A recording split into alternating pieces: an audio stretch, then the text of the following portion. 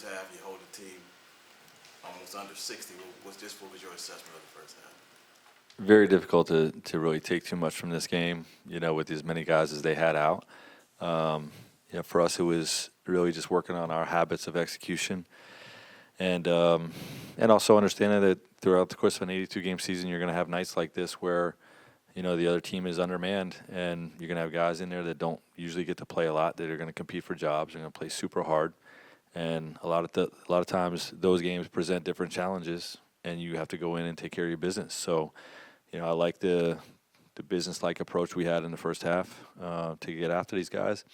I thought the second quarter defense could have been better, but overall, one of the battles we're going to have to fight this year is, when the offense is really clicking and the lead starts growing, can we still keep the screws tight on the defensive side of the ball? And I thought we took our foot off the gas a little bit in the second quarter, but overall pretty good.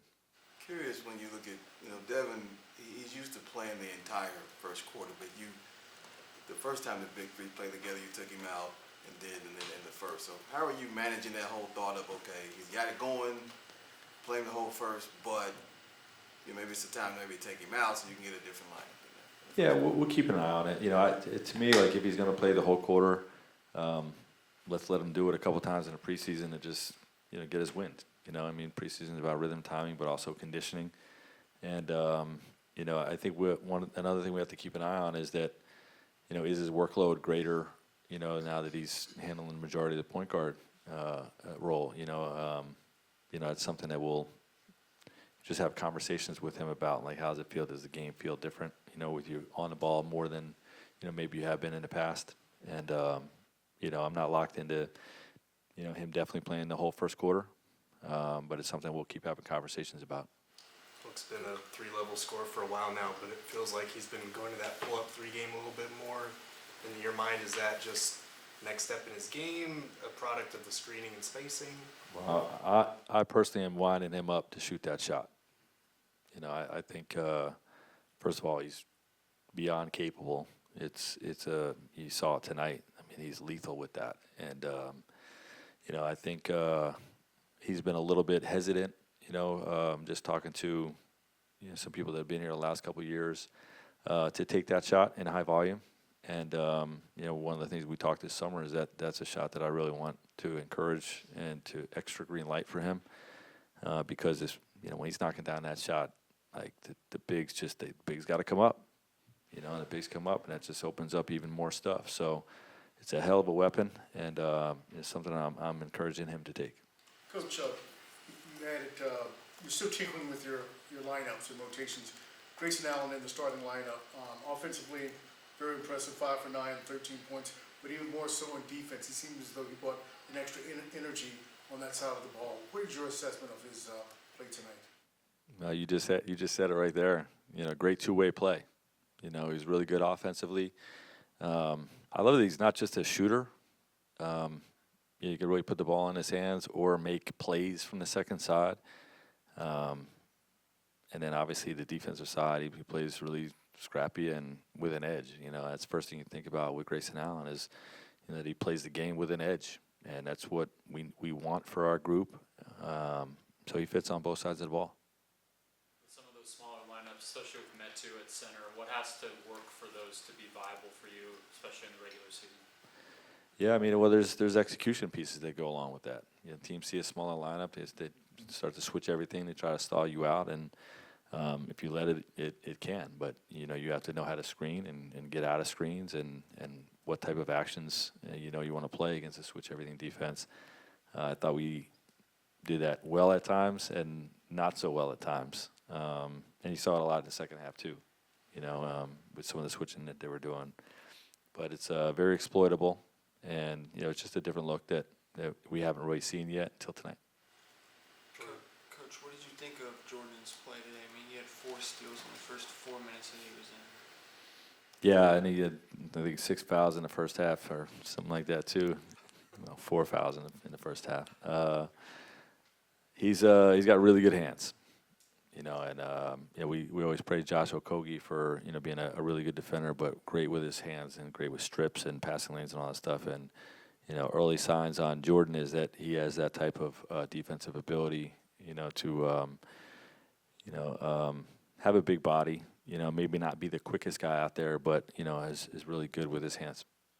Just going off that, I mean, you preach your defensive guys. So how do you manage guys not fouling too much when they're being that aggressive? Yeah, fouls are mistakes to me. Be aggressive without fouling. Coach, we saw Drew Eubanks kind of in that Nurkic role of passing a little bit tonight. How comfortable are you with, not just Nurkic, but your other centers making that read in that play? Yeah, I like Drew. I like the ball in Drew's hands. We don't want him to overthink things and do too much. But, we want to be able to play through our bigs where it's not just, Book, Brad, KD, pick and roll. You know what I mean? And we want to be able to get off of it and move these guys, play in space, get bodies off of us. And, our bigs will have to be able to make plays. We're not looking at, Chris Webber backdoor every time down. But, for those guys to read the backdoors when they're there and then play through the guy that's coming to him or the next guy that's coming to him, is part of who we want to be. Coach, there were a couple of possessions in the first half where you guys had the good look, but you could just see the guys just wanting to keep the ball moving and keep going. How have you seen the big three guys specifically balance the unselfishness that they want to play with and finding the right shot? Yeah, well, I think they recognize that, as good as they are, they've got great targets around them as well. So, we want to play as much as possible, no force, no stress offense. Attack for a great look, or for attack for a good look. But if there's a better look on that possession, our guys are all make the right play types of guys. Thanks, Coach. Thanks, Coach. Thanks, Coach. Quarter and see the three ball fall and then seeing the offense flow the way you guys had it going. A lot of fun. We've been going hard at each other all camp and all preseason, so whenever we can, test up and measure ourselves against another team, it's always a good time. What do you feel like the most progress has been made, whether offensively or defensively, since first preseason game to now, you think? I don't think there's enough time yet. I don't think the first stretch of the season will be a good test for that. I think coach is still trying to figure out rotations and, who's going to fill out the rotation and what players are going to be playing. So, it's kind of hard. We get a lot of scrimmaging in practice too. So, we have a lot of talented guys on this team. That pull-up three ball of yours, that's been something you've been working on for years, but are you finding with the screens you're getting set and the spacing around you that shot is, freeing itself up a little bit more? Yeah. I mean, make or miss, I think it puts pressure on the defense. A lot of the coverages in the NBA are drop coverage, and, I think that's going to be tough to do against us with, some marksmen out there, some people that can shoot the ball. And, whenever we can get one up, the bigs are doing an incredible job of, not letting guys shoot under the screens. They're forcing them to trail every action. So shout out Drew, Nurk. Yeah, it's been fun. Book overpassing is a good problem to have. How are you guys balancing the unselfishness there and kind of feeling out the amount of space and good options you guys have on pretty much every possession? I think the unique, part about us three are that, we all have the capability of, scoring at the highest level, but, we've always played the game the right way, even when, we were kind of not on our own teams, but on different teams. We still continue to play the game the right way. So, it hasn't been, an adjustment for real. We haven't, only thing I tell them to do is be more aggressive. It's going to open everything up for everybody else. Part of what you talked about is leading by example, and that's part of the example, right? The unselfishness that you three play with. Yeah, it should be a domino effect from there. And, like I said, everybody top to bottom is, experienced on this team. We don't have many young guys. We have guys that have been rotation players or playing heavy minutes for, teams around the NBA. I think Jordan had 6 steals tonight. What have you seen from his defense on the ball? Yeah, very impressive. In that short stint that he was out, he's just been working, getting ready to get back out there, and he's proven himself. All right, y'all. Just going out there playing hard.